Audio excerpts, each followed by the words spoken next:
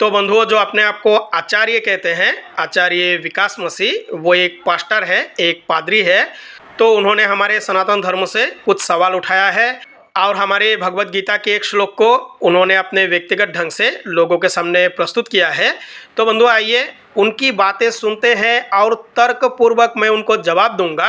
आप लोग हमारे चैनल को ज़रूर सब्सक्राइब करें, क्योंकि इनको जवाब देना बहुत ज़्यादा ज़रूरी है। तो आइए वीडियो को शुरू करते हैं। बड़े बड़े संत महात्मा मेरे पास आते कहते हमने पाप नहीं किया। हम तो महात्मा लोग हैं, हम तो ज्ञानी लोग हैं, हम तो शास्त्री और फरीसी लोग हैं, हमने कौन सा पाप किया है? तुम्हारी बाइबल में लिखा है सबने पाप किया है, तुम मानो, ये तुम्हारी बाइबल है। जिन्होंने भी कहा है बिल्कुल ही सही कहा है, क्योंकि इज़राइल देश के पुस्तक में अगर कुछ लिखा हुआ है तो इसका मतलब ये नहीं कि ये सबको मानना होगा। भाई यीशु मसीह ने जान दिया, क्यों दिया? जो एक गॉड है इज़राइल देश का, जो ऑलमाइटी नहीं है, जो इज़राइल देश को छोड़ के और किसी को जानता ही नहीं, अगर उसी बाइबल का प्रचार करने वाले पास्टर पादरिया ये दावा करे कि उसने आपके लिए जान दिया, भाई ये कैसे संभव है? अस्तु मा सद्गमय तमसो मा ज्योतिर्गमय मृत्युम अमृतगमय, हम सभी असत्य में थे।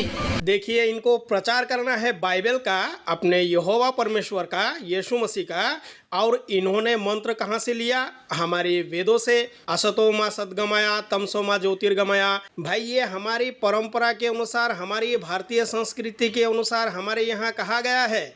इसका बाइबल के साथ कोई तालमेल है ही नहीं। क्या बाइबल में ऐसा है?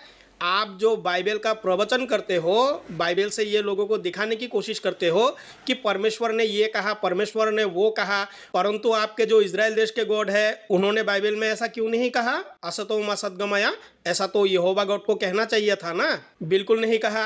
क्यों नहीं कहा? क्योंकि यहोवा परमेश्वर इस सृष्टि के नियम को जानता ही नहीं, इसीलिए नहीं कहा।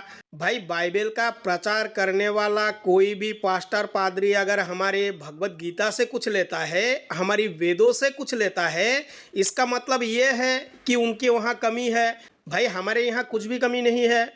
भारतीय दर्शन के 33 करोड़ देवी देवताओं के होने के बाद भी भारतीय दर्शन इस बात की प्रार्थना को पुकार रहा है, हम असत्य में हैं। भाई मसीह साहब, हमारे कौन से दर्शन ने कहा कि हम असत में हैं? देखिए, इसका जवाब मैं दे देता हूँ। उन्होंने कहा कि 33 करोड़ देवी देवता और वो एक ही गॉड को मानने वाले हैं, एक ही ईश्वर को मानने वाले हैं। तो भाई अगर आप एक को ही मानने वाले हो तो एक से पहले आप शून्य को मान लो।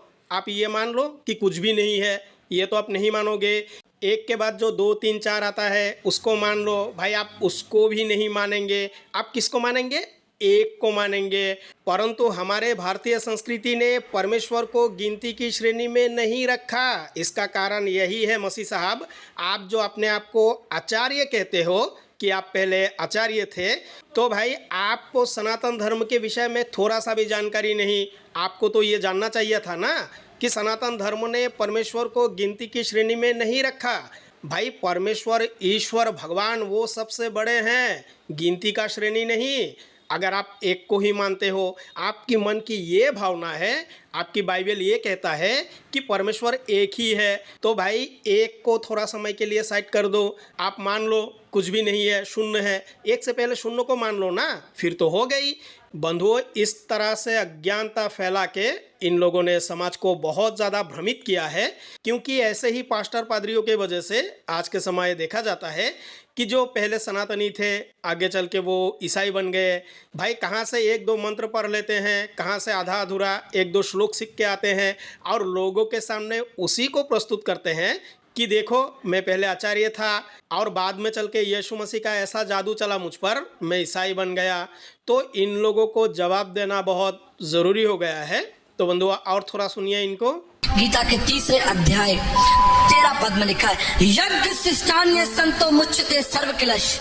जब तक परमेश्वर यज्ञ नहीं करेगा, जब तक स्वयं परमेश्वर यज्ञ नहीं करेगा, तब तक मनुष्य जाति के लिए उद्धार का द्वार नहीं खुलेगा। देखिए किस तरह से अपने बातों में ही फंसा पड़ा है। बाइबल के गॉड ने अभी तक यज्ञ किया ही नहीं, तो हमारे ईसाई भाई बंधुओं, तुम्हारे लिए उद्धार का द्वार कैसे खुलेगा भाई? और मसीह साहब ने जो श्लोक पढ़ा वो बिल्कुल ही गलत पढ़ा और इसको लोगों के सामने रखा तो अपने व्यक्तिगत ढंग से रखा। यहाँ भगवान ने कहा, यज्ञ शिष्टा शिनो संतो मुच्चन्ते सर्व किल्बिषयी भुंजते ते त्वघम पापा ये पचन्त्यात्म कारणात्।